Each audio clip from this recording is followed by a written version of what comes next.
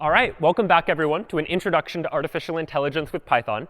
Now, last time we took a look at machine learning, a set of techniques that computers can use in order to take a set of data and learn some patterns inside of that data, learn how to perform a task, even if we, the programmers, didn't give the computer explicit instructions for how to perform that task. Today, we transition to one of the most popular techniques and tools within machine learning, that of neural networks. And neural networks were inspired as early as the 1940s by researchers who were thinking about how it is that humans learn, studying neuroscience in the human brain, and trying to see whether or not we could apply those same ideas to computers as well, and model computer learning off of human learning. So how is the brain structured? Well, very simply put, the brain consists of a whole bunch of neurons, and those neurons are connected to one another and communicate with one another in some way. In particular, if you think about the structure of a biological neural network, something like this, there are a couple of key properties that scientists observed. One was that these neurons are connected to each other and receive electrical signals from one another, that one neuron can propagate electrical signals to another neuron.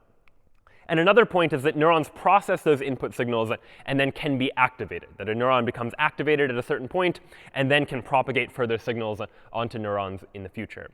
And so the question then became, could we take this biological idea of how it is that humans learn with brains and with neurons and apply that to a machine as well, in effect designing an artificial neural network, or an ANN, which will be a mathematical model for learning that is inspired by these biological neural networks. And what artificial neural networks will allow us to do is they will first be able to model some sort of mathematical function. Every time you look at a neural network, which we'll see more of later today, each one of them is really just some mathematical function that is mapping certain inputs to particular outputs based on the structure of the network, that depending on where we place particular units inside of this neural network, that's going to determine how it is that the network is going to function. And in particular, artificial neural networks are going to lend themselves to a way that we can learn what the network's parameters should be. We'll see more on that in just a moment. But in effect, we want a model such that it is easy for us to be able to write some code that allows for the network to be able to figure out how to model the right mathematical function given a particular set of input data. So in order to create our artificial neural network, instead of using biological neurons, we're just going to use what we're going to call units. Units inside of a neural network, which we can represent kind of like a node in a graph, which will here be represented just by a blue circle like this. And these artificial units, these artificial neurons, can be connected to one another. So here, for instance, we have two units that are connected by this edge inside of this graph, effectively. And so what we're going to do now is think of this idea as some sort of mapping from inputs to outputs. So we have one unit that is connected to another unit that we might think of this side as the input and that side as the output. And what we're trying to do then is to figure out how to solve a problem, how to model some sort of mathematical function. And this might take the form of something we saw last time, which was something like we have certain inputs, like variables x1 and x2. And given those inputs, we want to perform some sort of task, a task like predicting whether or not it's going to rain. And ideally, we'd like some way, given these inputs, x1 and x2, which stand for some sort of variables to do with the weather, we would like to be able to predict, in this case, a Boolean classification. Is it going to rain, or is it not going to rain? And we did this last time by way of a mathematical function. We defined some function, h, for our hypothesis function, that took as input x1 and x2, the two inputs that we cared about processing, in order to determine whether we thought it was going to rain or whether we thought it was not going to rain. The question then becomes, what does this hypothesis function do in order to make that determination? And we decided last time to use a linear combination of these input variables to determine what the output should be. So our hypothesis function was equal to something like this: weight 0 plus weight 1 times x1 plus weight 2 times x2. So what's going on here is that x1 and x2, those are input variables, the inputs to this hypothesis function. And each of those input variables is being multiplied by some weight, which is just some number. So x1 is being multiplied by weight 1. x2 is being multiplied by weight 2. And we have this additional weight, weight 0, that doesn't get multiplied by an input variable at all, that just serves to either move the function up or move the function's value down. You can think of this as either a weight that's just multiplied by some dummy value, like the number 1, and it's multiplied by 1, and so it's not multiplied by anything. Or sometimes you'll see in the literature, people call this variable weight 0 a bias, so that you can think of these variables as slightly different. We have weights that are multiplied by the input, and we separately add some bias to the result as well. You'll hear both of those terminologies used when people talk about neural networks and machine learning.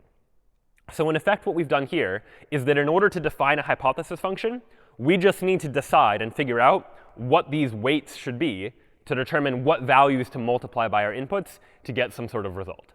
Of course, at the end of this, what we need to do is make some sort of classification, like rainy or not rainy. And to do that, we use some sort of function that defines some sort of threshold.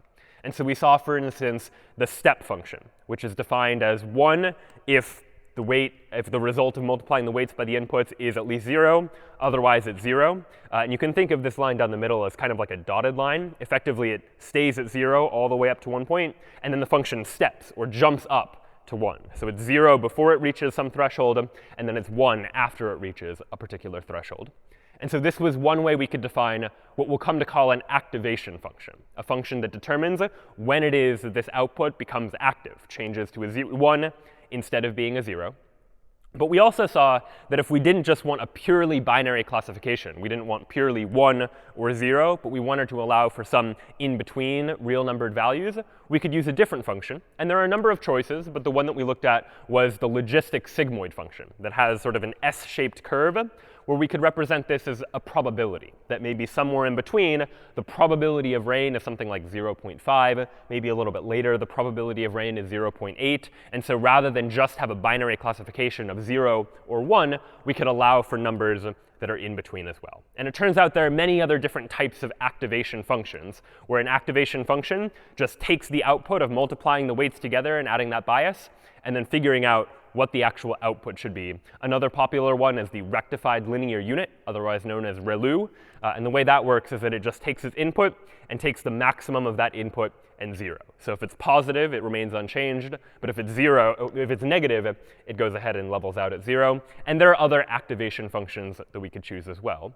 But in short, each of these activation functions you can just think of as a function that gets applied to the result of all of this computation. We take some function g and apply it to the result of all of that calculation.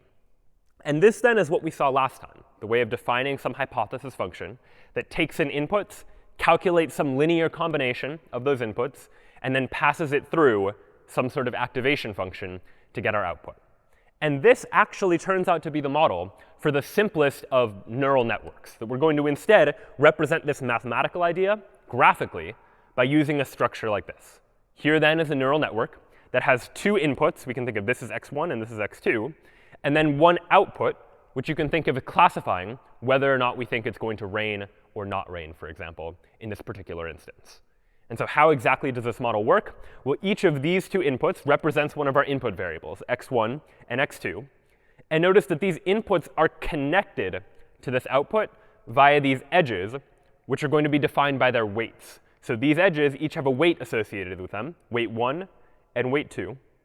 And then this output unit, what it's going to do is it is going to calculate an output based on those inputs and based on those weights. This output unit is going to multiply all the inputs by their weights, add in this bias term, which you can think of as an extra W0 term that gets added into it, and then we pass it through an activation function. So this then is just a graphical way of representing the same idea we saw last time, just mathematically. And we're going to call this a very simple neural network. And we'd like for this neural network to be able to learn how to calculate some function. That we want some function for the neural network to learn. And the neural network is going to learn what should the values of W0, W1, and W2 be, what should the activation function be, in order to get the result that we would expect. So we can actually take a look at an example of this. What then is a very simple function that we might calculate? Well, if we recall back from when we were looking at propositional logic, one of the simplest functions we looked at was something like the OR function, that takes 2 inputs, x and y, and outputs 1, otherwise known as true, if either one of the inputs or both of them are 1, and outputs a 0 if both of the inputs are 0 or false. So this then is the OR function, and this was the truth table for the OR function, that as long as either of the inputs are 1, the output of the function is 1, and the only case where the output is 0 is where both of the inputs are 0. So the question is, how could we take this and train a neural network to be able to learn this particular function? What would those weights look like? Well, we could do something like this. Here's our neural network. And I'll propose that in order to calculate the OR function, we're going to use a value of 1 for each of the weights. And we'll use a bias of -1. And then we'll just use this step function as our activation function. How then does this work? Well, if I wanted to calculate something like 0 or 0, which we know to be 0, because false or false is false, then what are we going to do? Well, our output unit is going to calculate this input multiplied by the weight. 0 times 1, that's 0. Same thing here. 0 times 1, that's 0. And we'll add to that the bias, minus 1. So that'll give us a result of -1. If we plot that on our activation function, -1 is here. It's before the threshold, which means either 0 or 1. It's only 1 after the threshold. Since -1 is before the threshold, the output that this unit provides is going to be 0. And that's what we would expect it to be, that 0 or 0 should be 0. What if instead we had 1 or 0, where this is the number 1? Well, in this case, in order to calculate what the output is going to be, we again have to do this weighted sum. 1 times 1, that's 1. 0 times 1, that's 0. Sum of that so far is 1. Add -1 to that, well, then the output is 0. And if we plot 0 on this step function, 0 ends up being here. It's just at the threshold. And so the output here is going to be 1, because the output of 1 or 0, that's 1. So that's what we would expect as well. And just for one more example, if I had 1 or 1, what would the result be? Well, 1 times 1 is 1. 1 times 1 is 1. The sum of those is 2. I add the bias term to that. I get the number 1. 1 plotted on this graph is way over there. That's well beyond the threshold. And so this output is going to be 1 as well. The output is always 0 or 1, depending on whether or not we're past the threshold. And this neural network then models the OR function. A very simple function, definitely. But it still is able to model it correctly. If I give it the inputs, it will tell me what x1 or x2 happens to be. And you could imagine trying to do this for other functions as well. A function like the AND function, for instance, that takes two inputs and calculates whether both x and y are true. So if x is 1 and y is 1, then the output of x and y is 1. But in all the other cases, the output is 0. How could we model that inside of a neural network as well? Well, it turns out we could do it in the same way, except instead of -1 as the bias, we can use -2 as the bias instead. What does that end up looking like? Well, if I had 1 and 1, that should be 1, because 1 true and true is equal to true.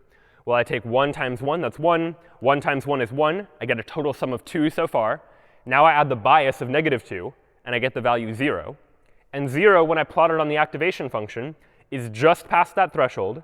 And so the output is going to be 1. But if I add any other input, for example, like 1 and 0, well, the weighted sum of these is 1 plus 0 is going to be 1. -2 is going to give us -1. And -1 is not past that threshold. And so the output is going to be 0. So those then are some very simple functions that we can model using a neural network that has 2 inputs and 1 output, where our goal is to be able to figure out what those weights should be in order to determine what the output should be. And you could imagine generalizing this to calculate more complex functions as well, that maybe given the humidity and the pressure, we want to calculate what's the probability that it's going to rain, for example. Or we might want to do a regression style problem. We're given some amount of advertising, and given what month it is maybe, we want to predict what our expected sales are going to be for that particular month. So you could imagine these inputs and outputs being different as well. And it turns out that in some problems, we're not just going to have 2 inputs. And the nice thing about these neural networks is that we can compose multiple units together, make our networks more complex just by adding more units into this particular neural network. So the network we've been looking at has 2 inputs and 1 output. But we could just as easily say, let's go ahead and have 3 inputs in there, or have even more inputs, where we could arbitrarily decide however many inputs there are to our problem, all going to be calculating some sort of output that we care about figuring out the value of. How then does the math work for figuring out that output? Well, it's going to work in a very similar way. In the case of 2 inputs, we had 2 weights indicated by these edges, and we multiplied the weights by the numbers, adding this bias term. And we'll do the same thing in the other cases as well. If I have 3 inputs, you'll imagine multiplying each of these 3 inputs by each of these weights. If I had 5 inputs instead, we're going to do the same thing. Here I'm saying sum up from 1 to 5, xi multiplied by weight I. So take each of the 5 input variables, multiply them by their corresponding weight, and then add the bias to that. So this would be a case where there are 5 inputs into this neural network, for example. But there could be more, arbitrarily many nodes that we want inside of this neural network, where each time we're just going to sum up all of those input variables multiplied by their weight, and then add the bias term at the very end. And so this allows us to be able to represent problems that have even more inputs just by growing the size of our neural network. Now, the next question we might ask is a question about how it is that we train these neural networks. In the case of the OR function and the AND function, they were simple enough functions that I could just tell you, like, here are what the weights should be, and you could probably reason through it yourself, what the weights should be in order to calculate the output that you want. But in general, with functions like predicting sales or predicting whether or not it's going to rain, these are much trickier functions to be able to figure out. We would like the computer to have some mechanism of calculating what it is that the weights should be, how it is to set the weights, so that our neural network is able to accurately model the function that we care about trying to estimate. And it turns out that the strategy for doing this, inspired by the domain of calculus, is a technique called gradient descent. And what gradient descent is, it is an algorithm for minimizing loss when you're training a neural network. And recall that loss refers to how bad our hypothesis function happens to be, that we can define certain loss functions. And we saw some examples of loss functions last time that just give us a number for any particular hypothesis, saying how poorly does it model the data? How many examples does it get wrong? How are they worse or less bad as compared to other hypothesis functions that we might define? And this loss function is just a mathematical function. And when you have a mathematical function, in calculus, what you could do is calculate something known as the gradient, which you can think of as like a slope. It's the direction the loss function is moving at any particular point. And what it's going to tell us is in which direction should we be moving these weights in order to minimize the amount of loss. And so generally speaking, we won't get into the calculus of it, but the high-level idea for gradient descent is going to look something like this. If we want to train a neural network, we'll go ahead and start just by choosing the weights randomly. Just pick random weights for all of the weights in the neural network. And then we'll use the input data that we have access to in order to train the network, in order to figure out what the weights should actually be. So we'll repeat this process again and again. The first step is we're going to calculate the gradient based on all of the data points. So we'll look at all the data and figure out what the gradient is at the place where we currently are for the current setting of the weights, which means in which direction should we move the weights in order to minimize the total amount of loss, in order to make our solution better. And once we've calculated that gradient, which direction we should move in the loss function, well, then we can just update those weights according to the gradient. Take a small step in the direction of those weights in order to try to make our solution a little bit better. And the size of the step that we take, that's going to vary, and you can choose that when you're training a particular neural network. But in short, the idea is going to be take all the data points, figure out based on those data points in what direction the weights should move, and then move the weights one small step in that direction. And if you repeat that process over and over again, adjusting the weights a little bit at a time based on all the data points, eventually you should end up with a pretty good solution to trying to solve this sort of problem. At least that's what we would hope to happen. Now, as you look at this algorithm, a good question to ask anytime you're analyzing an algorithm is, what is going to be the expensive part of doing the calculation? What's going to take a lot of work to try to figure out? What is going to be expensive to calculate? And in particular, in the case of gradient descent, the really expensive part is this all data points part right here. Having to take all of the data points and using all of those data points, figure out what the gradient is at this particular setting of all of the weights. Because odds are, in a big machine learning problem where you're trying to solve a big problem with a lot of data, you have a lot of data points in order to calculate. And figuring out the gradient based on all of those data points is going to be expensive. And you'll have to do it many times. You'll likely repeat this process again and again and again, going through all the data points, taking one small step over and over as you try and figure out what the optimal setting of those weights happens to be. It turns out that we would ideally like to be able to train our neural networks faster, to be able to more quickly converge to some sort of solution that is going to be a good solution to the problem. So in that case, there are alternatives to just standard gradient descent, which looks at all of the data points at once. We can employ a method like stochastic gradient descent, which will randomly just choose one data point at a time to calculate the gradient based on, instead of calculating it based on all of the data points. So the idea there is that we have some setting of the weights. We pick a data point. And based on that one data point, we figure out in which direction should we move all of the weights, and move the weights in that small direction. Then take another data point and do that again, and repeat this process again and again, maybe looking at each of the data points multiple times, but each time only using one data point to calculate the gradient, to calculate which direction we should move in. Now, just using one data point instead of all of the data points probably gives us a less accurate estimate of what the gradient actually is. But on the plus side, it's going to be much faster to be able to calculate, that we can much more quickly calculate what the gradient is based on one data point instead of calculating based on all of the data points and having to do all of that computational work again and again. So there are trade-offs here between looking at all of the data points and just looking at one data point. And it turns out that a middle ground that is also quite popular is a technique called mini-batch gradient descent, where the idea there is instead of looking at all of the data versus just a single point, we instead divide our data set up into small batches, groups of data points, where you can decide how big a particular batch is. But in short, you're just going to look at a small number of points at any given time, hopefully getting a more accurate estimate of the gradient, but also not requiring all of the computational effort needed to look at every single one of these data points. So gradient descent, then, is this technique that we can use in order to train these neural networks, in order to figure out what the setting of all of these weights should be if we want some way to try and get an accurate notion of how it is that this function should work, some way of modeling how to transform the inputs into particular outputs. Now, so far, the networks that we've taken a look at have all been structured similar to this. We have some number of inputs, maybe 2 or 3 or 5 or more, and then we have one output that is just predicting like rain or no rain, or just predicting one particular value. But often in machine learning problems, we don't just care about one output. We might care about an output that has multiple different values associated with it. So in the same way that we could take a neural network and add units to the input layer, we can likewise add outputs to the output layer as well. Instead of just one output, you could imagine we have 2 outputs, or we could have like 4 outputs, for example, where in each case, as we add more inputs or add more outputs, if we want to keep this network fully connected between these 2 layers, we just need to add more weights. That now each of these input nodes has 4 weights associated with each of the 4 outputs, and that's true for each of these various different input nodes. So as we add nodes, we add more weights in order to make sure that each of the inputs can somehow be connected to each of the outputs so that each output value can be calculated based on what the value of the input happens to be.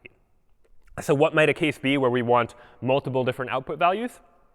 Well, you might consider that in the case of weather predicting, for example, we might not just care whether it's raining or not raining. There might be multiple different categories of weather that we would like to categorize the weather into. With just a single output variable, we can do a binary classification, like rain or no rain, for instance, 1 or 0. But it doesn't allow us to do much more than that. With multiple output variables, I might be able to use each one to predict something a little different. Maybe I want to categorize the weather into one of 4 different categories, something like, is it going to be raining or sunny or cloudy or snowy? And I now have 4 output variables that can be used to represent maybe the probability that it is rainy as opposed to sunny, as opposed to cloudy, or as opposed to snowy. How then would this neural network work? Well, we have some input variables that represent some data that we have collected about the weather. Each of those inputs gets multiplied by each of these various different weights. So we have more multiplications to do, but these are fairly quick mathematical operations to perform. And then what we get is after passing them through some sort of activation function in the outputs, we end up getting some sort of number, where that number, you might imagine, you can interpret as like a probability that it is one category as opposed to another category. So here we're saying that based on the inputs, we think there is a 10% chance that it's raining, a 60% chance that it's sunny, a 20% chance that it's cloudy, a 10% chance that it's snowy. And given that output, if these represent like a probability distribution, well, then you could just pick whichever one has the highest value, in this case sunny, and say that, well, most likely, we think that this categorization of inputs means that the output should be snowy, or it should be sunny, and that is what we would expect the weather to be in this particular instance. And so this allows us to do these sort of multi-class classifications, where instead of just having a binary classification, 1 or 0, we can have as many different categories as we want, and we can have our neural network output these probabilities over which categories are more likely than other categories. And using that data, we're able to draw some sort of inference on what it is that we should do. So this was sort of the idea of supervised machine learning. I can give this neural network a whole bunch of data, a whole bunch of input data corresponding to some label, some output data, like we know that it was raining on this day, we know that it was sunny on that day. And using all of that data, the algorithm can use gradient descent to figure out what all of the weights should be in order to create some sort of model that hopefully allows us a way to predict what we think the weather is going to be. But neural networks have a lot of other applications as well. You could imagine applying the same sort of idea to a reinforcement learning sort of example as well, where you remember that in reinforcement learning, what we wanted to do is train some sort of agent to learn what action to take depending on what state they currently happen to be in. So depending on the current state of the world, we wanted the agent to pick from one of the available actions that is available to them. And you might model that by having each of these input variables represent some information about the state, some data about what state our agent is currently in. And then the output, for example, could be each of the various different actions that our agent could take, action 1, 2, 3, and 4. And you might imagine that this network would work in the same way, that based on these particular inputs, we go ahead and calculate values for each of these outputs. And those outputs could model which action is better than other actions. And we could just choose, based on looking at those outputs, which action we should take. And so these neural networks are very broadly applicable, that all they're really doing is modeling some mathematical function. So anything that we can frame as a mathematical function, something like classifying inputs into various different categories, or figuring out based on some input state what action we should take, these are all mathematical functions that we could attempt to model by taking advantage of this neural network structure, and in particular, taking advantage of this technique, gradient descent, that we can use in order to figure out what the weights should be in order to do this sort of calculation. Now, how is it that you would go about training a neural network that has multiple outputs instead of just one? Well, with just a single output, we could see what the output for that value should be. And then you update all of the weights that corresponded to it. And when we have multiple outputs, at least in this particular case, we can really think of this as 4 separate neural networks. That really we just have one network here that has these 3 inputs corresponding with these 3 weights corresponding to this one output value. And the same thing is true for this output value. This output value effectively defines yet another neural network that has these same 3 inputs, but a different set of weights that correspond to this output. And likewise, this output has its own set of weights as well, and same thing for the 4th output too. And so if you wanted to train a neural network that had 4 outputs instead of just 1, in this case, where the inputs are directly connected to the outputs, you could really think of this as just training 4 independent neural networks. We know what the outputs for each of these 4 should be based on our input data. And using that data, we can begin to figure out what all of these individual weights should be. And maybe there's an additional step at the end to make sure that we turn these values into a probability distribution such that we can interpret which one is better than another or more likely than another as a category or something like that. So this then seems like it does a pretty good job of taking inputs and trying to predict what outputs should be. And we'll see some real examples of this in just a moment as well.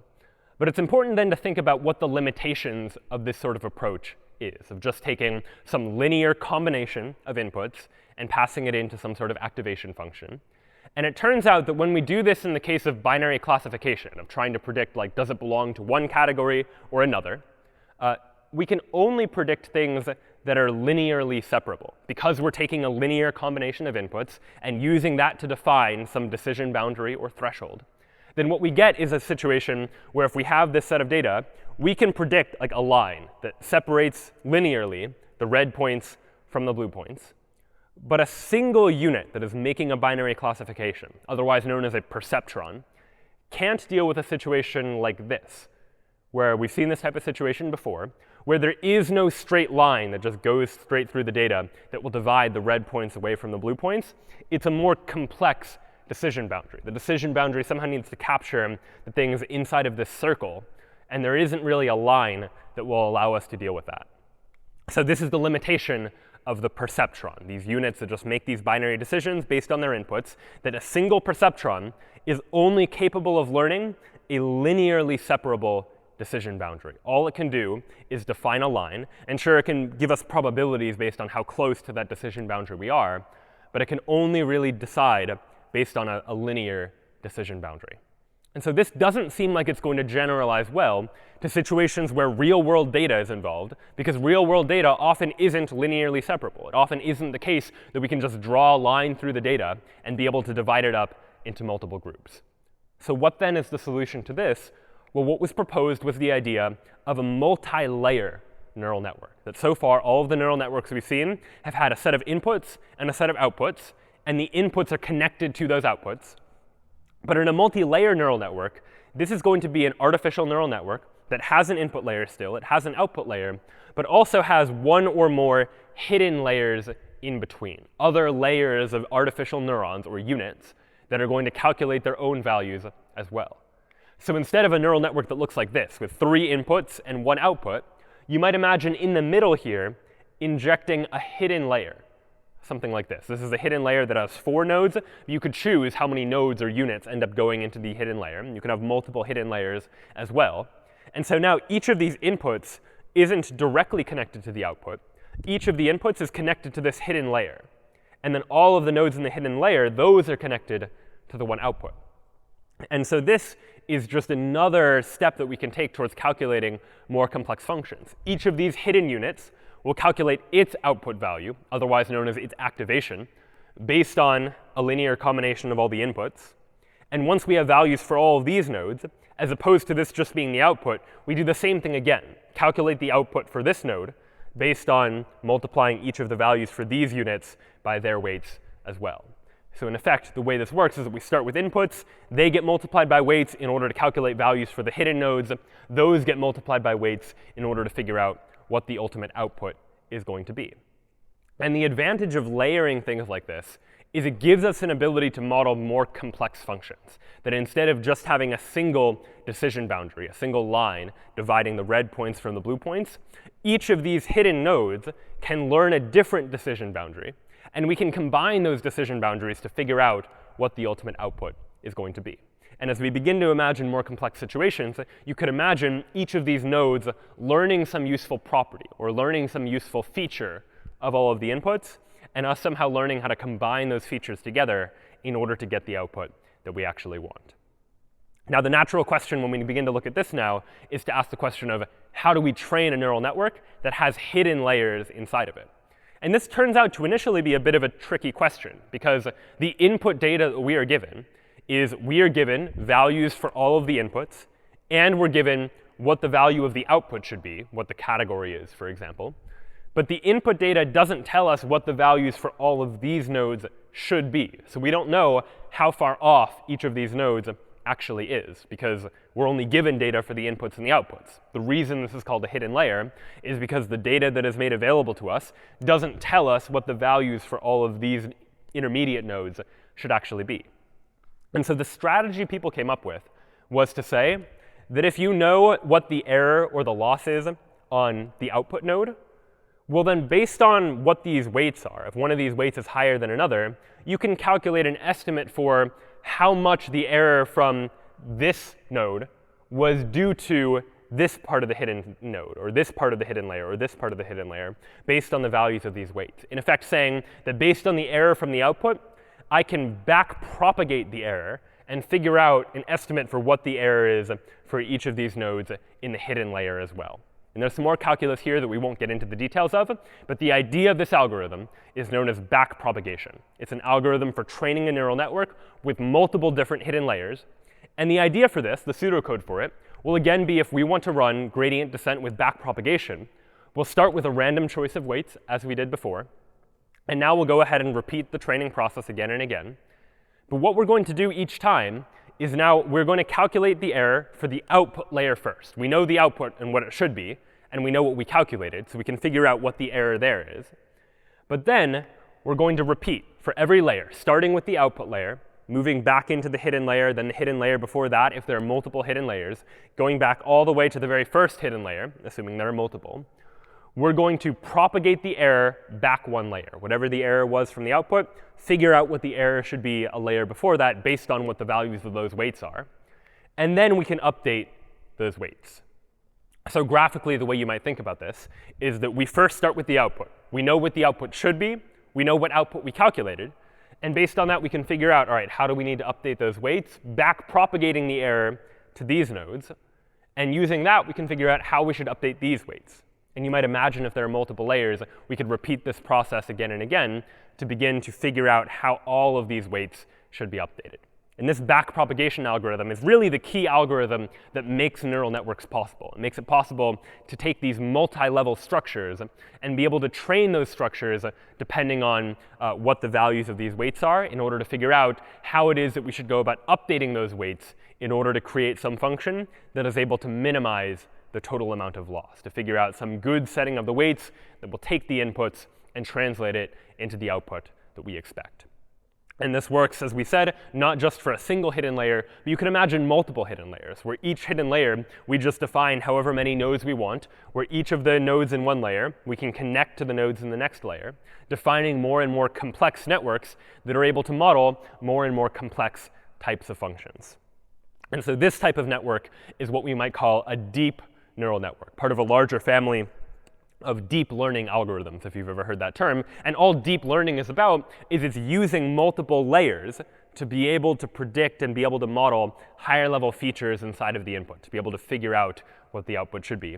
And so a deep neural network is just a neural network that has multiple of these hidden layers, where we start at the input, calculate values for this layer, then this layer, then this layer, and then ultimately get an output. And this allows us to be able to model more and more sophisticated types of functions, that each of these layers can calculate something a little bit different, and we can combine that information to figure out what the output should be. Of course, as with any situation of machine learning, as we begin to make our models more and more complex, to model more and more complex functions, the risk we run is something like overfitting. And we talked about overfitting last time in the context of overfitting based on when we were training our models to be able to learn some sort of decision boundary, where overfitting happens when we fit too closely to the training data. And as a result, we don't generalize well to other situations as well. And one of the risks we run with a far more complex neural network that has many, many different nodes is that we might overfit based on the input data. We might grow over-reliant on certain nodes to calculate things just purely based on the input data that doesn't allow us to generalize very well to the output. And there are a number of strategies for dealing with overfitting. But one of the most popular in the context of neural networks is a technique known as dropout. And what dropout does is when we're training the neural network, what we'll do in dropout is temporarily remove units, temporarily remove these artificial neurons from our network, chosen at random. And the goal here is to prevent over-reliance on certain units. So what generally happens in overfitting is that we begin to over-rely on certain units inside the neural network to be able to tell us how to interpret the input data. What dropout will do is randomly remove some of these units in order to reduce the chance that we over-rely on certain units to make our neural network more robust, to be able to handle the situations even when we just drop out particular neurons entirely. So the way that might work is we have a network like this, and as we're training it, when we go about trying to update the weights the first time, we'll just randomly pick some percentage of the nodes to drop out of the network. It's as if those nodes aren't there at all. It's as if the weights associated with those nodes aren't there at all, and we'll train it this way. Then the next time we update the weights, we'll pick a different set and just go ahead and train that way. And then again, randomly choose and train with other nodes that have been dropped out as well.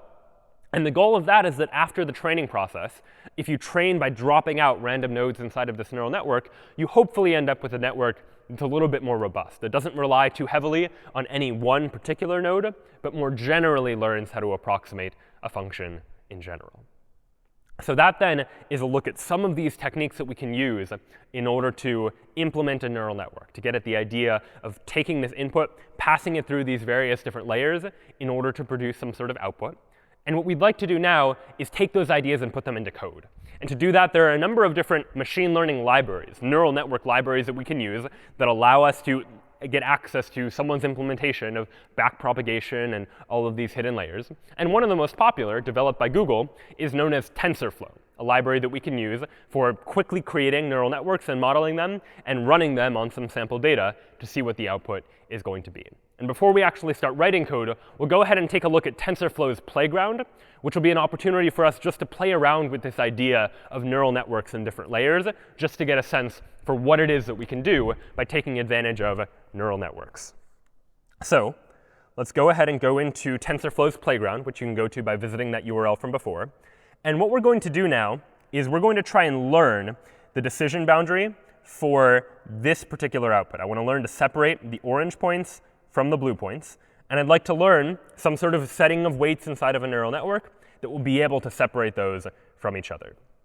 The features we have access to, our input data, are the x value and the y value, so the two values along each of the two axes. And what I'll do now is I can set particular parameters, like what activation function I would like to use. And I'll just go ahead and press play and see what happens. And what happens here is that you'll see that just by using these two input features, the x value and the y value, with no hidden layers, just take the input, x and y values, and figure out what the decision boundary is, our neural network learns pretty quickly that in order to divide these 2 points, we should just use this line. This line acts as a decision boundary that separates this group of points from that group of points, and it does it very well. You can see up here what the loss is. The training loss is 0, meaning we were able to perfectly model separating these 2 points from each other inside of our training data.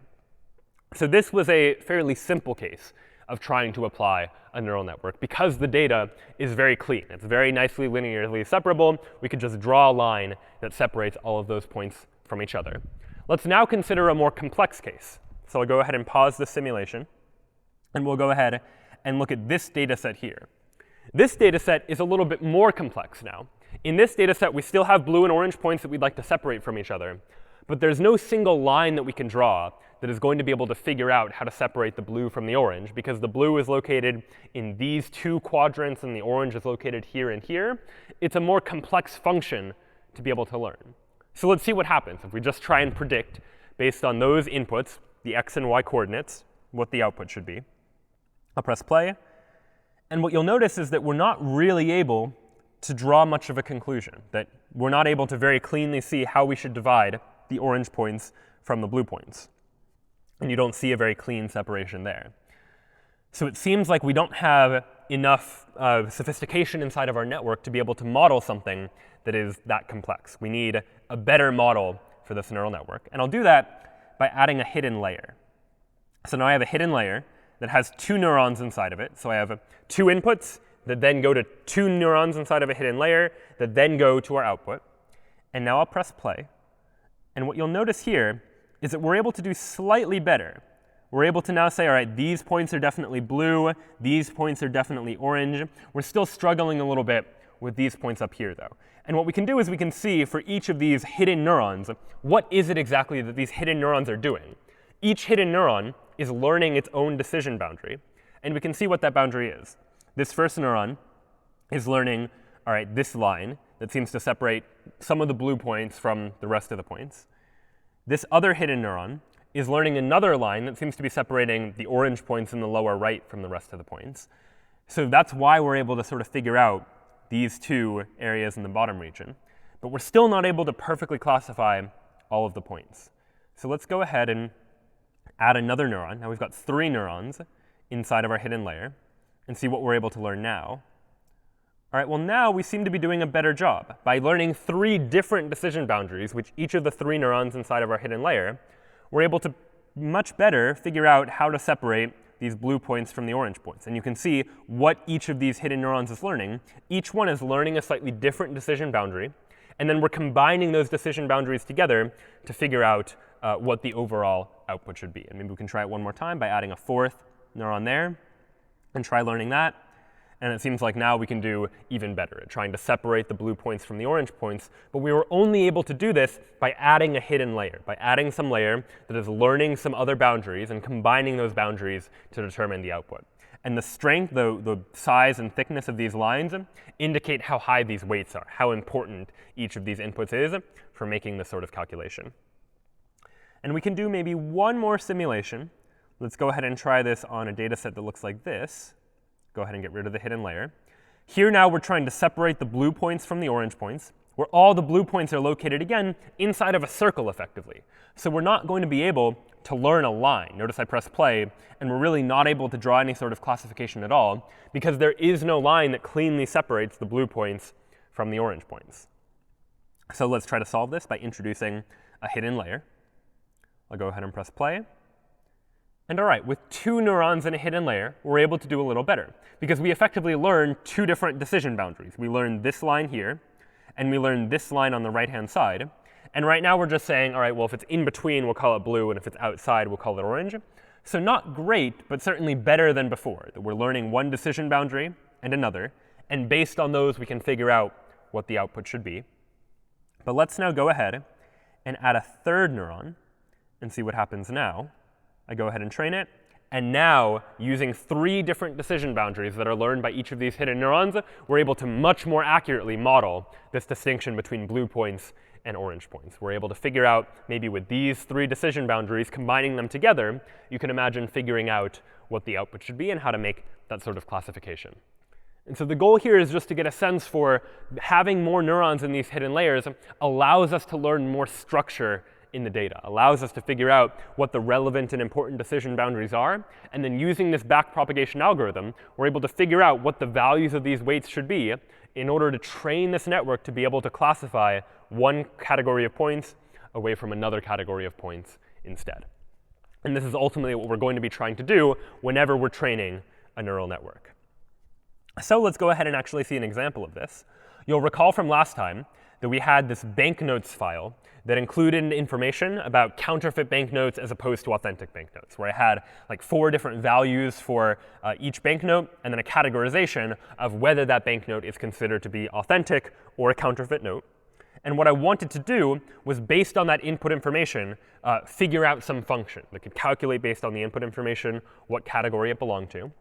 And what I've written here in banknotes.py is a neural network that will learn just that, a network that learns, based on all of the input, whether or not we should categorize a banknote as authentic or as counterfeit.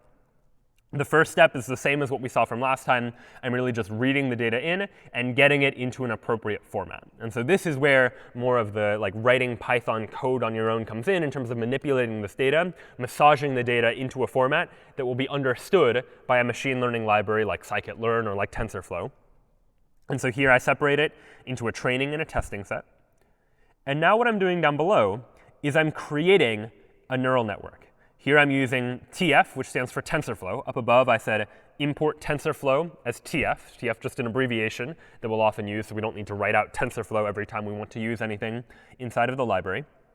I'm using tf.keras. Keras is an API, a set of functions that we can use in order to manipulate neural networks inside of TensorFlow. And it turns out there are other machine learning libraries that also use the Keras API. But here I'm saying, all right, go ahead and give me a model that is a sequential model, a sequential neural network, meaning one layer after another. And now I'm going to add to that model what layers I want inside of my neural network. So here I'm saying model.add. Go ahead and add a dense layer. And when we say a dense layer, we mean a layer that is just each of the nodes inside of the layer is going to be connected to each of the nodes from the previous layer. So we have a densely connected layer. This layer is going to have 8 units inside of it. So it's going to be a hidden layer inside of our neural network with 8 different units, 8 artificial neurons, each of which might learn something different. And I just sort of chose 8 arbitrarily. You could choose a different number of hidden nodes inside of the layer. And as we saw before, depending on the number of units there are inside of your hidden layer, more units means you can learn more complex functions. So maybe you can more accurately model the training data. But it comes at the cost. More units means more weights that you need to figure out how to update. So it might be more expensive to do that calculation. And you also run the risk of overfitting on the data. If you have too many units and you learn to just overfit on the training data, that's not good either. So there is a balance. And there's often a testing process where you'll train on some data and maybe validate how well you're doing on a separate set of data, often called a validation set, to see, all right, which setting of parameters, how many layers should I have, how many units should be in each layer, which one of those performs the best on the validation set. So you can do some testing to figure out what these hyperparameters, so-called, should be equal to. Next, I specify what the input shape is, meaning, all right, what does my input look like? My input has 4 values, and so the input shape is just 4, because we have 4 inputs. And then I specify what the activation function is. And the activation function, again, we can choose. There are a number of different activation functions. Here I'm using relu, which you might recall from earlier. And then I'll add an output layer. So I have my hidden layer. Now I'm adding one more layer that will just have 1 unit, because all I want to do is predict something like counterfeit bill or authentic bill. So I just need a single unit. And the activation function I'm going to use here is that sigmoid activation function, which again was that S-shaped curve that just gave us like a probability of what is the probability that this is a counterfeit bill as opposed to an authentic bill. So that then is the structure of my neural network, a sequential neural network that has 1 hidden layer with 8 units inside of it. and then one output layer that just has a single unit inside of it. And I can choose how many units there are. I can choose the activation function. Then I'm going to compile this model. TensorFlow gives you a choice of how you would like to optimize the weights. There are various different algorithms for doing that. What type of loss function you want to use. Again, many different options for doing that.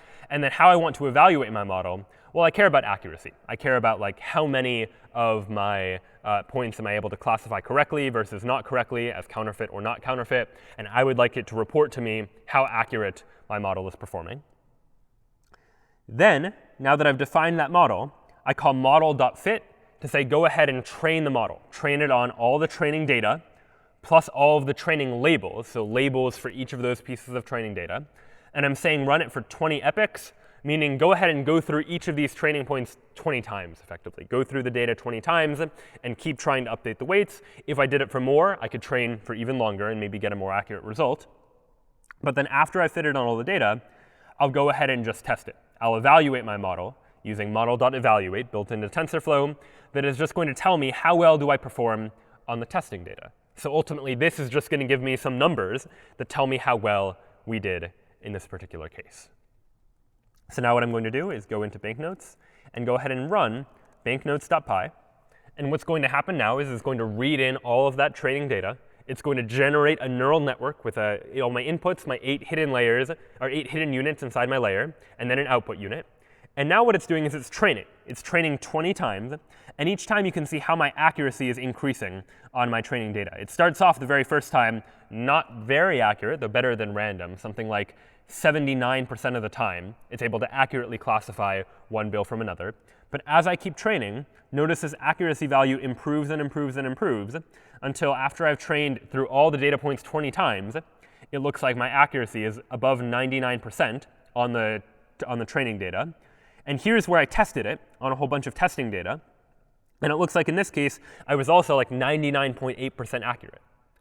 So just using that, I was able to generate a neural network that can detect counterfeit bills from authentic bills based on this input data 99.8% of the time, at least based on this particular testing data. And I might want to test it with more data as well, just to be confident about that. But this is really the value of using a machine learning library like TensorFlow. And there are others available for Python and other languages as well, that all I have to do is define the structure of the network and define the data that I'm going to pass into the network. And then TensorFlow runs the backpropagation algorithm for learning what all of those weights should be, for figuring out how to train this neural network to be able to accurately as possible, figure out what the output values should be there as well. And so this then was a look at what it is that neural networks can do just using these sequences of layer after layer after layer. And you can begin to imagine applying these to much more general problems. And one big problem in computing and artificial intelligence more generally is the problem of computer vision. Computer vision is all about computational methods for analyzing and understanding images. You might have pictures that you want the computer to figure out how to deal with, how to process those images, and figure out how to produce some sort of useful result out of this. You've seen this in the context of social media websites that are able to look at a photo that contains a whole bunch of faces, and it's able to figure out what's a picture of whom, and label those and tag them with appropriate people. This is becoming increasingly relevant as we begin to discuss self-driving cars. These cars now have cameras, and we would like for the computer to have some sort of algorithm that looks at the image and figures out like what color is the light, what cars are around us and in what direction, for example. And so computer vision is all about like taking an image and figuring out what sort of computation, what sort of calculation we can do with that image. It's also relevant in the context of something like handwriting recognition. This, what you're looking at, is an example of the Mnist data set. It's a big data set just of handwritten digits that we could use to ideally try and figure out how to predict, given someone's handwriting, given a photo of a digit that they have drawn, can you predict whether it's a 0, 1, 2, 3, 4, 5, 6, 7, 8, or 9, for example? So this sort of handwriting recognition is yet another task that we might want to use computer vision tasks and tools to be able to apply it towards. This might be a task that we might care about. So how then can we use neural networks to be able to solve a problem like this? Well, neural networks rely upon some sort of input where that input is just numerical data. We have a whole bunch of units where each one of them just represents some sort of number.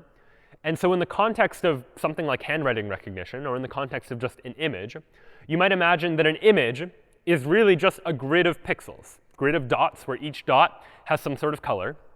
And in the context of something like handwriting recognition, you might imagine that if you just fill in each of these dots in a particular way, you can generate like a 2 or an 8, for example, based on which dots happen to be shaded in and which dots are not. And we can represent each of these pixel values just using numbers. So for a particular pixel, for example, 0 might represent entirely black. Depending on how you're representing color, it's often common to represent color values on a 0 to 255 range so that you can represent a color using 8 bits for a particular value, like how much white is in the image. So 0 might represent all black. 255 might represent entirely white as a pixel. And somewhere in between might represent some shade of gray, for example. But you might imagine not just having a single slider that determines how much white is in the image, but if you had a color image, you might imagine 3 different numerical values, a red, green, and blue value, where the red value controls how much red is in the image. We have one value for controlling how much green is in the pixel, and one value for how much blue is in the pixel as well. And depending on how it is that you set these values of red, green, and blue, you can get a different color. And so any pixel can really be represented, in this case, by 3 numerical values, a red value, a green value, and a blue value. And if you take a whole bunch of these pixels, assemble them together inside of a grid of pixels, then you really just have a whole bunch of numerical values that you can use in order to perform some sort of prediction task. And so what you might imagine doing is using the same techniques we talked about before, just design a neural network with a lot of inputs. That for each of the pixels, we might have 1 or 3 different inputs in the case of a color image, a different input that is just connected to a deep neural network, for example. And this deep neural network might take all of the pixels inside of the image of like what digit a person drew. And the output might be like 10 neurons that classify it as a 0 or a 1 or a 2 or a 3, or just tells us in some way what that digit happens to be. Now, there are a couple of drawbacks to this approach. The first drawback to the approach is just the size of this input array, that we have a whole bunch of inputs.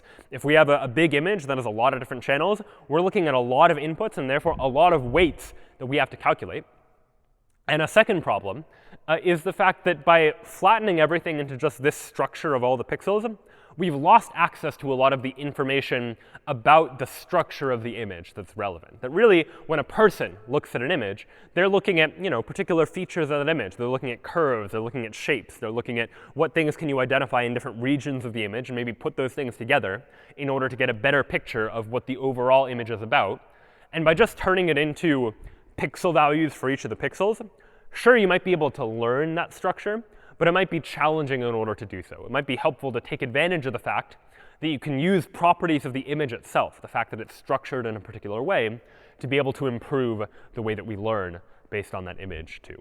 So in order to figure out how we can train our neural networks to better be able to deal with images, we'll introduce a couple of ideas, a couple of algorithms that we can apply that allow us to take the image and extract some useful information out of that image. And the first idea we'll introduce is the notion of image convolution. And what image convolution is all about is it's about filtering an image, sort of extracting useful or relevant features out of the image. And the way we do that is by applying a particular filter that basically adds the value for every pixel with the values for all of the neighboring pixels to it, according to some sort of kernel matrix, which we'll see in a moment, is going to allow us to weight these pixels in various different ways.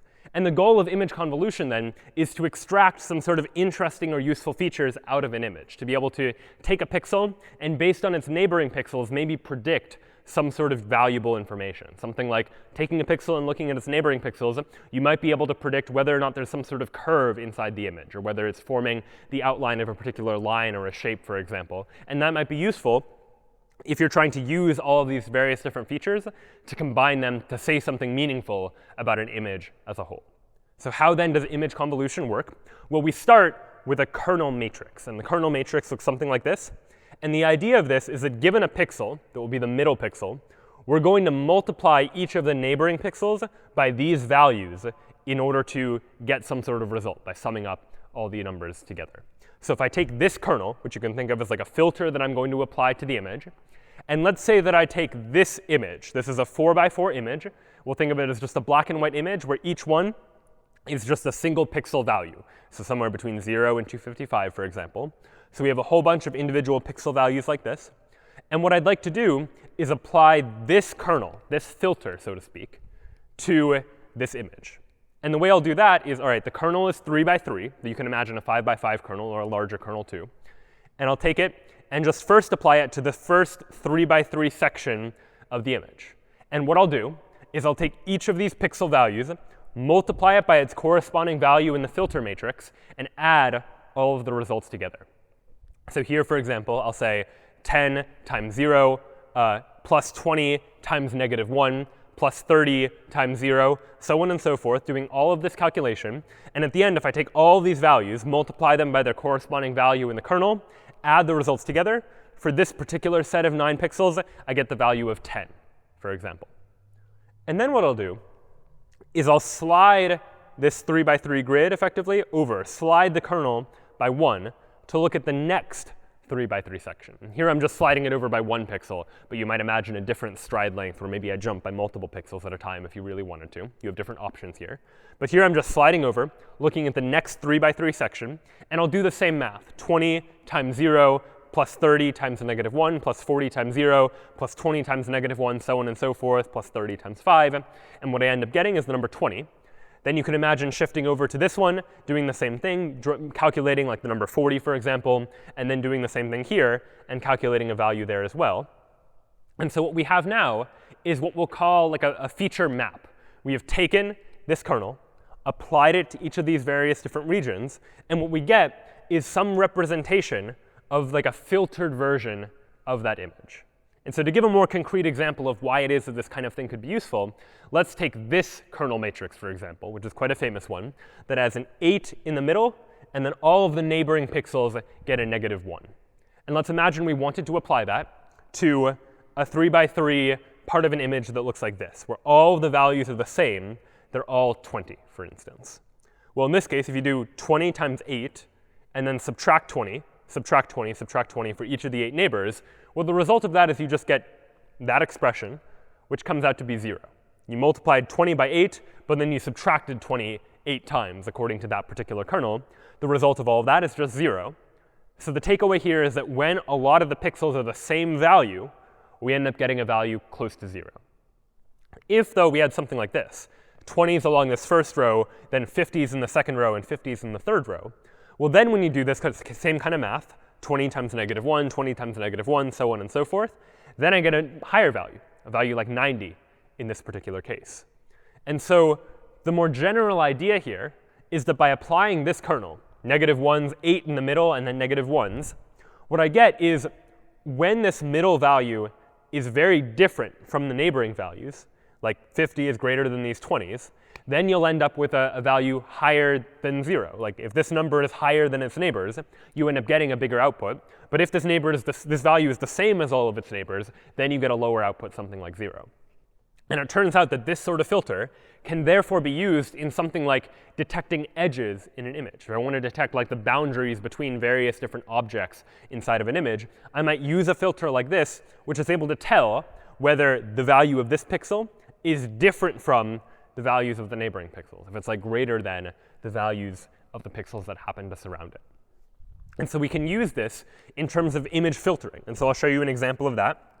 I have here in filter.py a file that uses Python's image library, or PIL, to do some image filtering. I go ahead and open an image, and then all I'm going to do is apply a kernel to that image. It's going to be a 3 by 3 kernel, same kind of kernel we saw before. And here is the kernel. This is just a list representation of the same matrix that I showed you a moment ago. It's -1, -1, -1. The second row is -1, 8, -1. And the third row is all -1s. And then at the end, I'm going to go ahead and show the filtered image. So if, for example, I go into convolution directory, and I open up an image like bridge.png, this is what an input image might look like, just an image of a bridge over a river.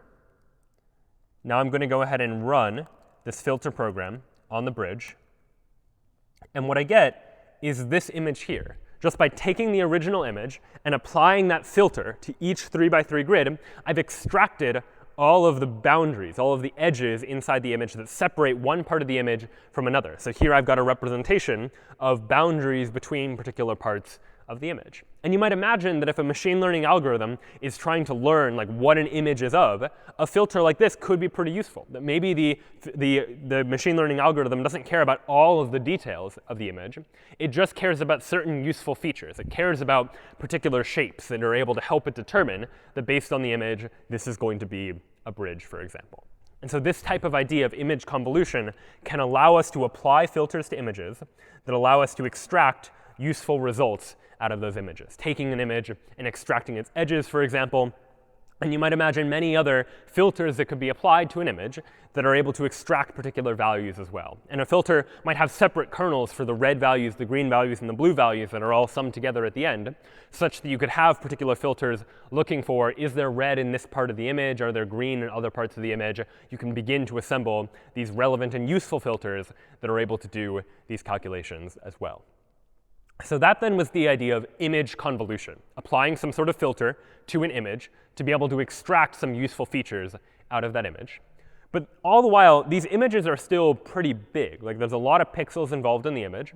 And realistically speaking, if you've got a really big image, that poses a couple of problems. One, it means a lot of input going into the neural network. But two, it also means that we really have to care about what's in each particular pixel. Whereas realistically, we often, like if you're looking at an image, you don't care whether something is in one particular pixel versus the pixel immediately to the right of it. They're pretty close together. You really just care about whether there's a particular feature in some region of the image. And maybe you don't care about exactly which pixel it happens to be in. And so there's a technique we can use known as pooling. And what pooling is it means reducing the size of an input by sampling from regions inside of the input. So we're going to take a big image and turn it into a smaller image by using pooling. And in particular, one of the most popular types of pooling is called max pooling. And what max pooling does is it pools just by choosing the maximum value in a particular region. So for example, let's imagine I had this 4x4 image, but I wanted to reduce its dimensions. I wanted to make it a smaller image so that I have fewer inputs to work with. Well, what I could do is I could apply a 2x2 max pool, where the idea would be that I'm going to first look at this 2x2 region and say, what is the maximum value in that region? Well, it's the number 50, so we'll go ahead and just use the number 50. And then we'll look at this 2x2 region. What is the maximum value here? It's 110, so that's going to be my value. Likewise here, the maximum value looks like 20. Go ahead and put that there. Then for this last region, the maximum value is 40, so we'll go ahead and use that. And what I have now is a smaller representation of this same original image that I obtained just by picking the maximum value from each of these regions. So again, the advantages here are now I only have to deal with a 2x2 input instead of a 4x4. And you could imagine shrinking the size of an image even more. But in addition to that, I'm now able to make my analysis independent of whether a particular value was in this pixel or this pixel. Like I don't care if the 50 was here or here. As long as it was generally in this region, I'll still get access to that value. So it makes our algorithms a little bit more robust as well. So that then is pooling, taking the size of the image, reducing it a little bit by just sampling from particular regions inside of the image. And now we can put all of these ideas together, pooling, image convolution, and neural networks all together into another type of neural network called a convolutional neural network, or a CNN, which is a neural network that uses this convolution step, usually in the context of analyzing an image, for example. And so the way that a convolutional neural network works is that we start with some sort of input image, some grid of pixels. But rather than immediately put that into the neural network layers that we've seen before, we'll start by applying a convolution step, where the convolution step involves applying some number of different image filters to our original image in order to get what we call a feature map, the result of applying some filter to an image. And we could do this once, but in general, we'll do this multiple times, getting a whole bunch of different feature maps, each of which might extract some different relevant feature out of the image, some different important characteristic of the image that we might care about using in order to calculate what the result should be. And in the same way that when we train neural networks, we can train neural networks to learn the weights between particular units inside of the neural networks. We can also train neural networks to learn what those filters should be, what the values of the filters should be in order to get the most useful, most relevant information out of the original image just by figuring out what setting of those filter values, the values inside of that kernel, results in minimizing the loss function, minimizing how poorly our hypothesis actually performs in figuring out the classification of a particular image, for example. So we first apply this convolution step, get a whole bunch of these various different feature maps. But these feature maps are quite large, right? There's a lot of pixel values that happen to be here. And so a logical next step to take is a pooling step, where we reduce the size of these images by using max pooling, for example, extracting the maximum value from any particular region. There are other pooling methods that exist as well, depending on the situation. You could use something like average pooling, where instead of taking the maximum value from a region, you take the average value from a region, which has its uses as well. But in effect, what pooling will do is it'll take these feature maps and reduce their dimensions so that we end up with smaller grids with fewer pixels. And this then is going to be easier for us to deal with. It's going to mean fewer inputs that we have to worry about. And it's also going to mean we're more resilient, more robust against potential movements of particular values just by 1 pixel, when ultimately we really don't care about those 1 pixel differences that might arise in the original image. And now after we've done this pooling step, now we have a whole bunch of values that we can then flatten out and just put into a more traditional neural network. So we go ahead and flatten it, and then we end up with a traditional neural network that has 1 input for each of these values in each of these resulting feature maps after we do the convolution and after we do the pooling step. And so this then is the general structure of a convolutional network. We begin with the image, apply convolution, apply pooling, flatten the results, and then put that into a more traditional neural network that might itself have hidden layers. You can have deep convolutional networks that have hidden layers in between this flattened layer and the eventual output to be able to calculate various different features of those values. But this then can help us to be able to use convolution and pooling, to use our knowledge about the structure of an image to be able to get better results, to be able to train our networks faster in order to better capture particular parts of the image. And there's no reason necessarily why you can only use these steps once. In fact, in practice, you'll often use convolution and pooling multiple times in multiple different steps. See, what you might imagine doing is starting with an image, first applying convolution to get a whole bunch of maps, then applying pooling, then applying convolution again, because these maps are still pretty big. You can apply convolution to try and extract relevant features out of this result. Then take those results, apply pooling in order to reduce their dimensions, and then take that and feed it into a neural network that maybe has fewer inputs.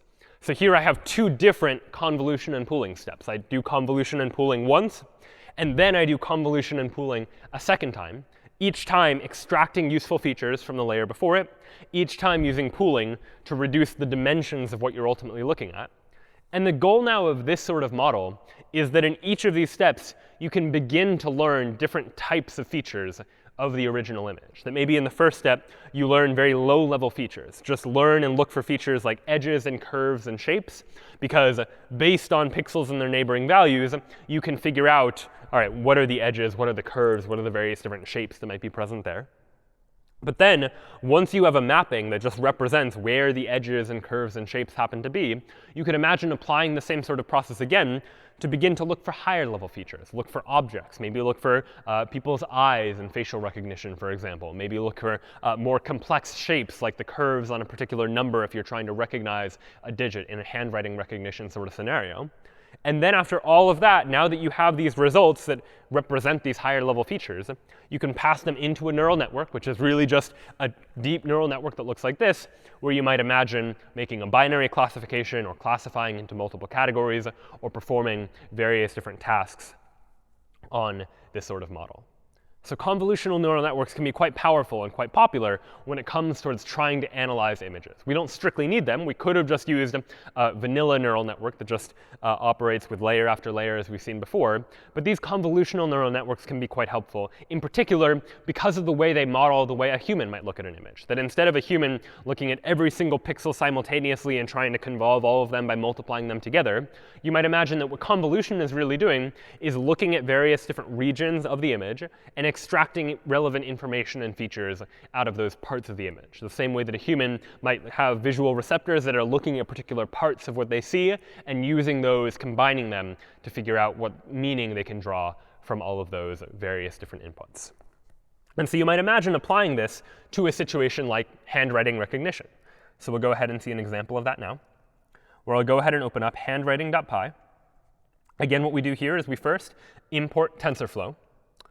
And then TensorFlow, it turns out, has a few data sets that are built into the library that you can just immediately access. And one of the most famous data sets in machine learning is the Mnist data set, which is just a data set of a whole bunch of samples of people's handwritten digits. I showed you a slide of that a little while ago.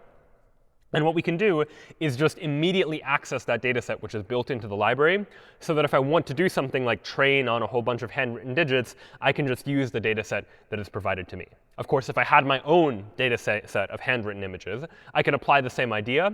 I'd first just need to take those images and turn them into like an array of pixels, because that's the way that these are going to be formatted. They're going to be formatted as effectively an array of individual pixels. Now there's a bit of reshaping I need to do, just turning the data into a format that I can put into my convolutional neural network. So this is doing things like taking all the values and dividing them by 255. If you remember, these color values tend to range from 0 to 255. So I can divide them by 255 just to put them into 0 to 1 range, which might be a little bit easier to train on. And then doing various other modifications to the data just to get it into a nice, usable format. But here's the interesting and important part. Here is where I create the convolutional neural network, the CNN, where here I'm saying go ahead and use a sequential model.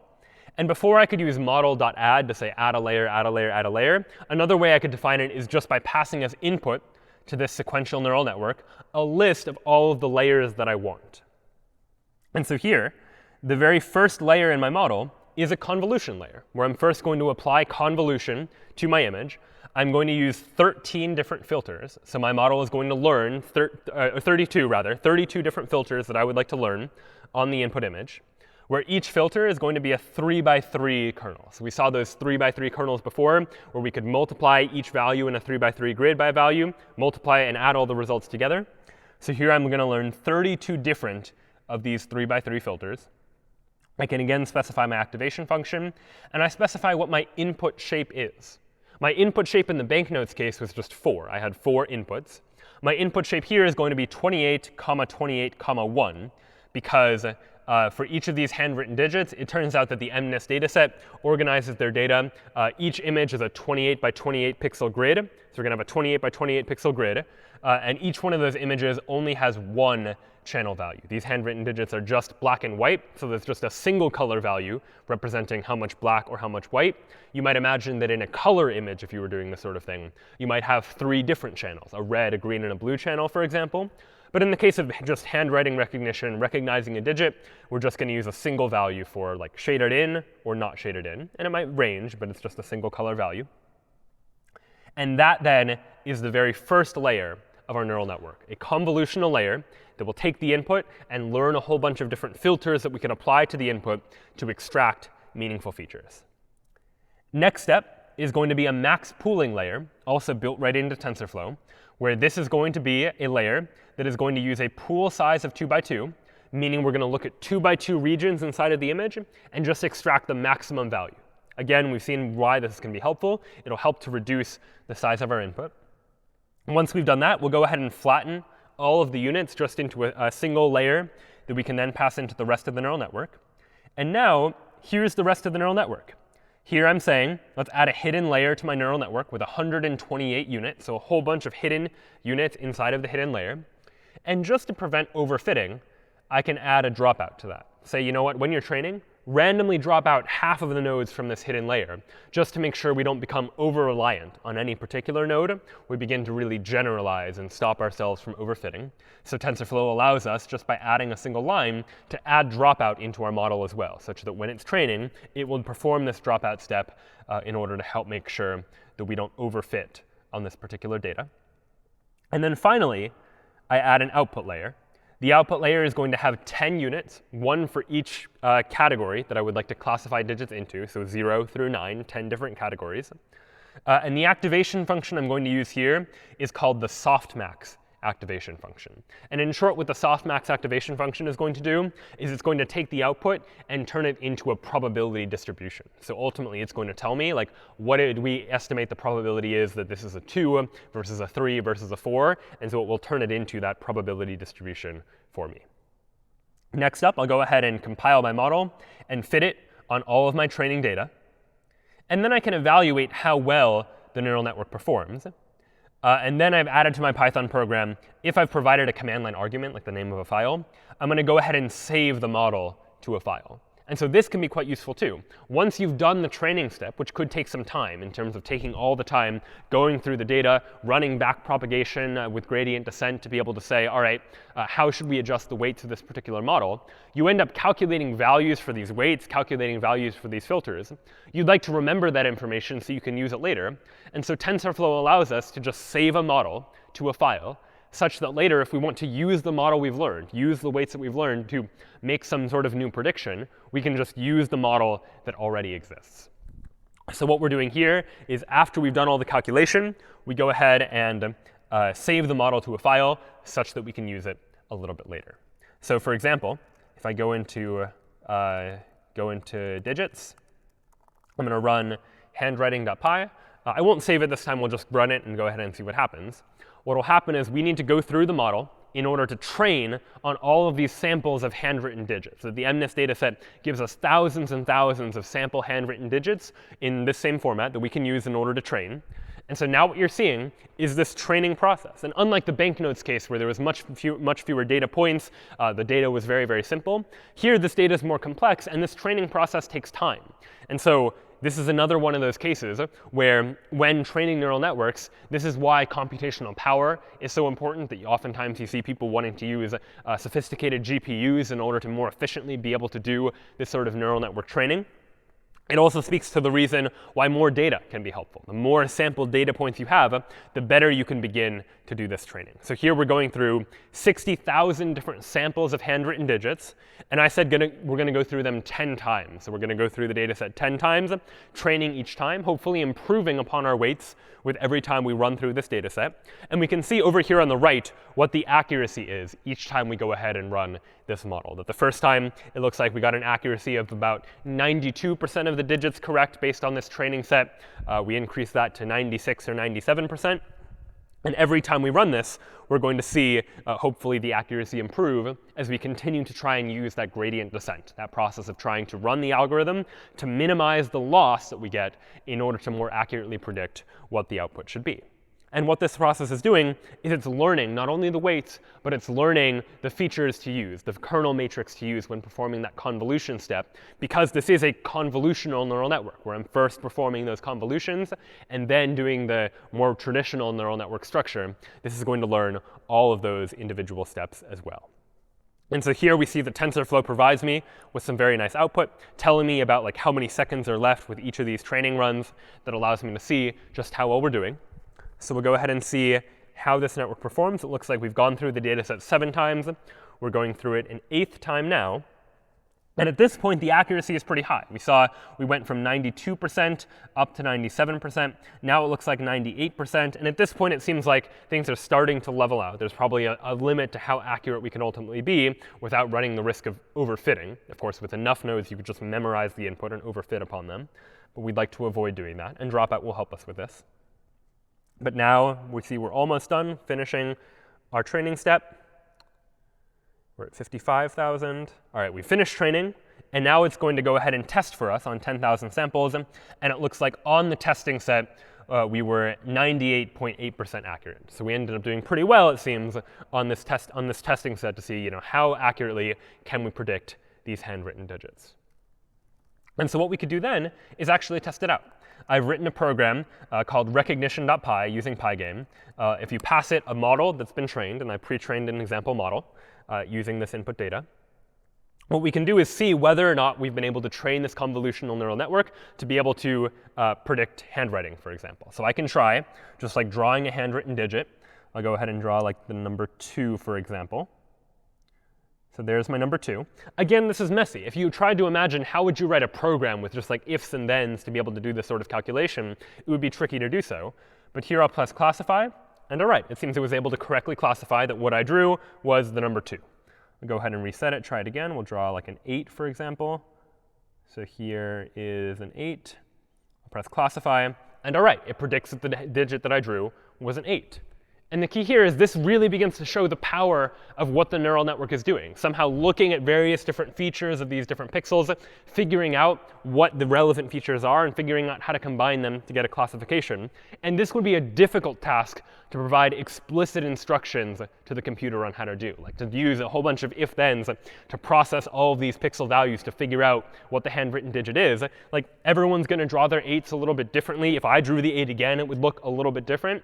And yet, ideally, we want to train a network to be robust enough so that it begins to learn these patterns on its own. All I said was, here is the structure of the network, and here is the data on which to train the network. And the network learning algorithm just tries to figure out what is the optimal set of weights, what is the optimal set of filters to use in order to be able to accurately classify a digit into one category or another. Just going to show the power of these sorts of convolutional neural networks. And so that then was a look at how we can use convolutional neural networks to begin to solve problems with regards to computer vision, the ability to like take an image and begin to analyze it. And so this is the type of analysis you might imagine that's happening in self-driving cars that are able to figure out what filters to apply to an image to understand what it is that the computer is looking at, or the same type of idea that might be applied to facial recognition in social media to be able to determine how to recognize faces in an image as well. You can imagine a neural network that instead of classifying into one of 10 different digits, could instead classify like, is this person A or is this person B, trying to tell those people apart just based on convolution. And so now what we'll take a look at is yet another type of neural network that can be quite popular for certain types of tasks. But to do so, we'll try to generalize and think about our neural network a little bit more abstractly. That here we have a sampled deep neural network where we have this input layer, a whole bunch of different hidden layers that are performing certain types of calculations, and then an output layer here that just generates some sort of output that we care about calculating. But we could imagine representing this a little more simply like this. Here is just a more abstract representation of our neural network. We have some input that might be like a vector of a whole bunch of different values as our input. That gets passed into a network that performs some sort of calculation or computation, and that network produces some sort of output.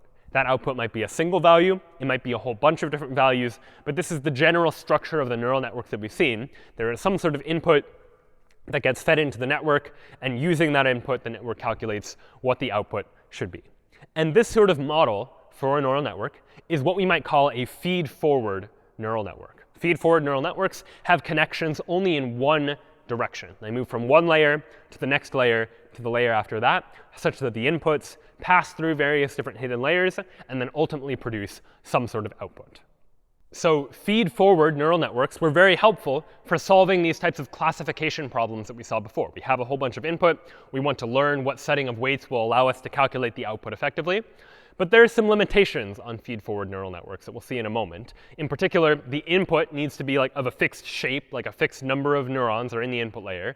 And there's a fixed shape for the output, like a fixed number of neurons in the output layer.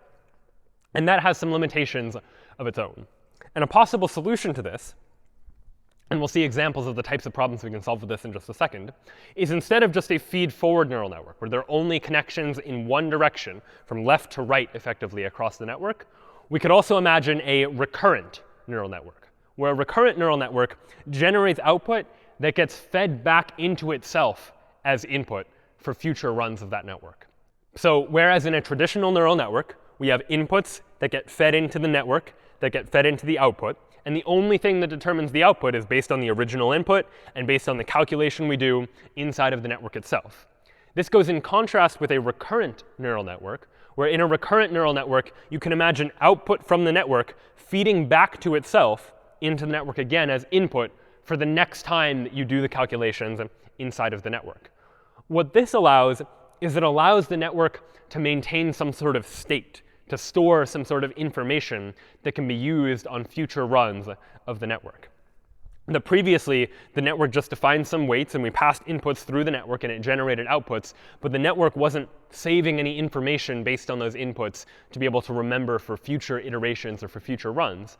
What a recurrent neural network will let us do is let the network store information that gets passed back in as input to the network again the next time we try and perform some sort of action. And this is particularly helpful when dealing with sequences of data. So we'll see a real-world example of this right now, actually. Microsoft has developed an AI known as the Caption Bot.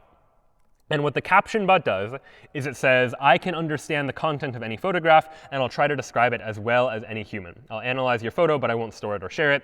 And so what Microsoft's caption bot seems to be claiming to do is it can take an image and figure out what's in the image and just give us a caption to describe it.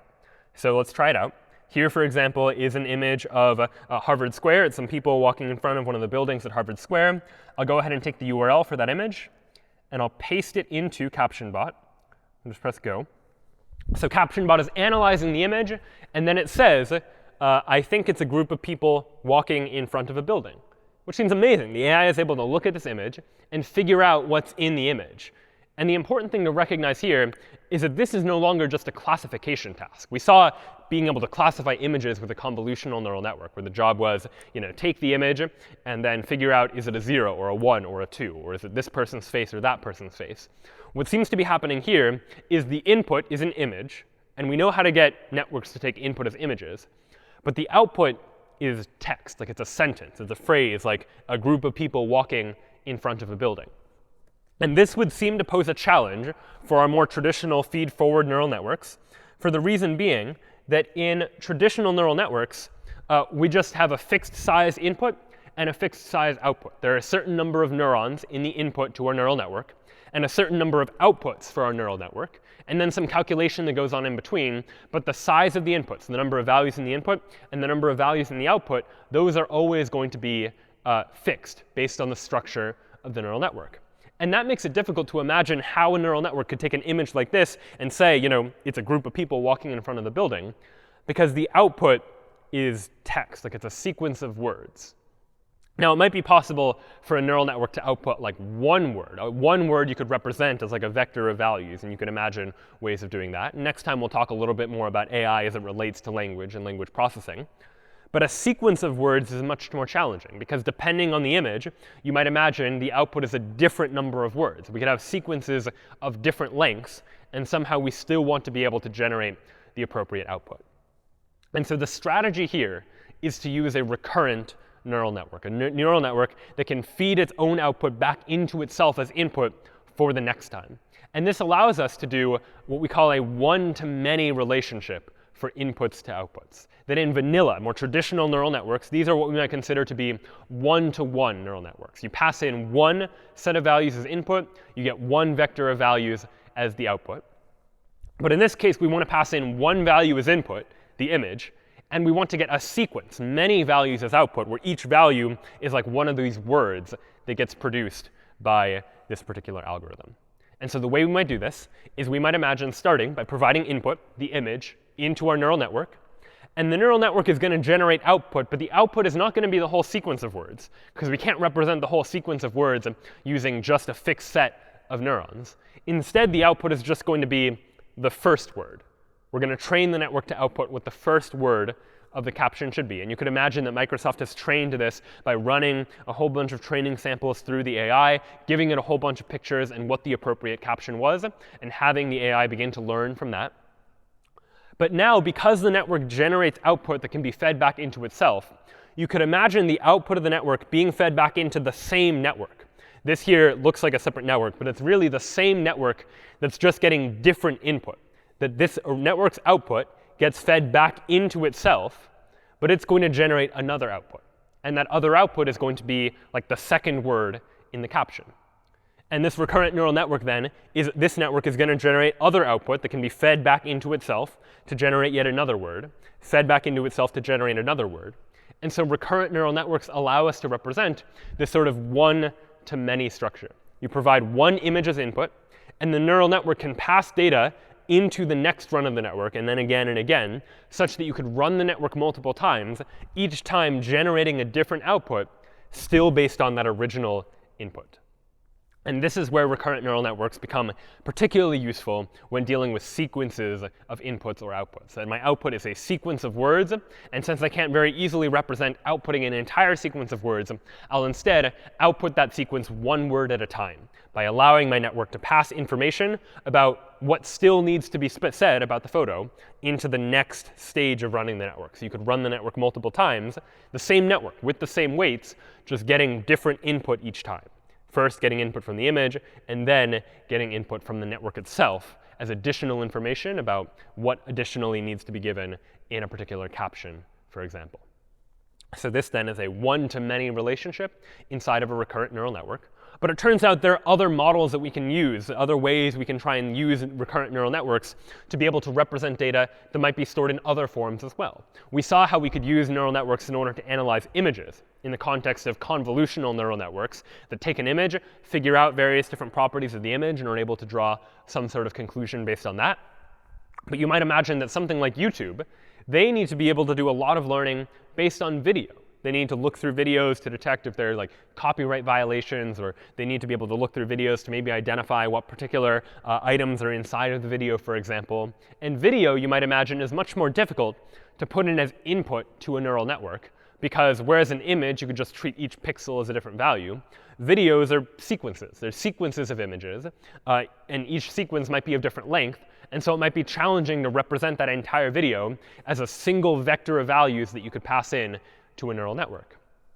And so here, too, recurrent neural networks can be a valuable solution for trying to solve this type of problem. That instead of just passing in a single input into our neural network, we could pass in the input like one frame at a time, you might imagine. First, taking the first frame of the video, passing it into the network, and then maybe not having the network output anything at all yet. Let it take in another input, and this time pass it into the network, but the network gets information from the last time we provided an input into the network. Then we pass in a third input and then a fourth input, where each time what the network gets is it gets the most recent input, like each frame of the video, but it also gets information the network processed from all of the previous iterations. So on frame number 4, you end up getting the input for frame number 4, plus information the network has calculated from the first 3 frames. And using all of that data combined, this recurrent neural network can begin to learn how to extract patterns from a sequence of data as well. And so you might imagine if you want to classify a video into a number of different genres, like an educational video or a music video or different types of videos, that's a classification task where you want to take as input each of the frames of the video, and you want to output something like what it is, what category that it happens to belong to. And you can imagine doing this sort of thing, this sort of many-to-one learning, anytime your input is a sequence. And so input is a sequence in the context of video. It could be in the context of like if someone has typed a message and you want to be able to categorize that message. Like if you're trying to take a movie review and trying to classify it as, is it a positive review or a negative review? That input is a sequence of words. And the output is a classification, positive or negative. There, too, a recurrent neural network might be helpful for analyzing sequences of words. And they're quite popular when it comes to dealing with language. Could even be used for spoken language as well. That spoken language is, an audio waveform that can be segmented into distinct chunks. And each of those could be passed in as an input into a recurrent neural network to be able to classify someone's voice, for instance. If you want to do voice recognition to say, is this one person or is this another? Here are also cases where you might want this many-to-one architecture for a recurrent neural network.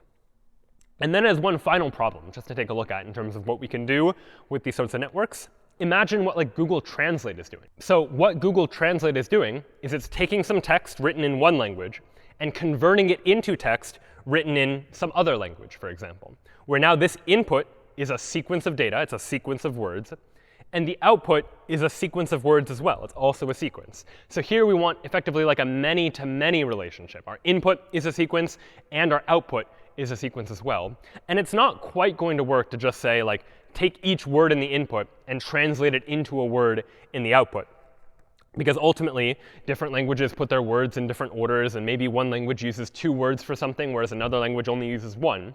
So we really want some way to take this information, this input, encode it somehow, and use that encoding to generate what the output ultimately should be. And this has been one of the big advancements in automated translation technology, is the ability to use the neural networks to do this instead of older, more traditional methods. And this has improved accuracy dramatically. And the way you might imagine doing this is, again, using a recurrent neural network with multiple inputs and multiple outputs. We start by passing in all the input. Input goes into the network. Another input, like another word, goes into the network. And we do this multiple times, like once for each word in the input that I'm trying to translate. And only after all of that is done does the network now start to generate output, like the first word of the translated sentence, and the next word of the translated sentence, so on and so forth, where each time the network passes information to itself by allowing for this model of giving some sort of state from one run in the network to the next run, assembling information about all the inputs, and then passing in information about which part of the output in order to generate next. And there are a number of different types of these sorts of recurrent neural networks. One of the most popular is known as the long short-term memory neural network, otherwise known as LSTM. But in general, these types of networks can be very, very powerful whenever we're dealing with sequences, whether those are sequences of images or especially sequences of words when it comes towards dealing with natural language. And so that then were just some of the different types of neural networks that can be used to do all sorts of different computations. And these are incredibly versatile tools that can be applied to a number of different domains. We only looked at a couple of the most popular types of neural networks, more traditional feed-forward neural networks, convolutional neural networks, and recurrent neural networks. But there are other types as well. There are adversarial networks where networks compete with each other to try and be able to generate new types of data, as well as other networks that can solve other tasks based on what they happen to be structured and adapted for. And these are very powerful tools in machine learning for being able to very easily learn based on some set of input data, and to be able to therefore figure out how to calculate some function from inputs to outputs, whether it's input to some sort of classification, like analyzing an image and getting a digit, or machine translation, where the input is in one language and the output is in another. These tools have a lot of applications for machine learning more generally. Next time, we'll look at machine learning and AI in particular in the context of natural language. We talked a little bit about this today, but looking at how it is that our AI can begin to understand natural language and can begin to be able to analyze and do useful tasks with regards to human language, which turns out to be a challenging and interesting task. So we'll see you next time.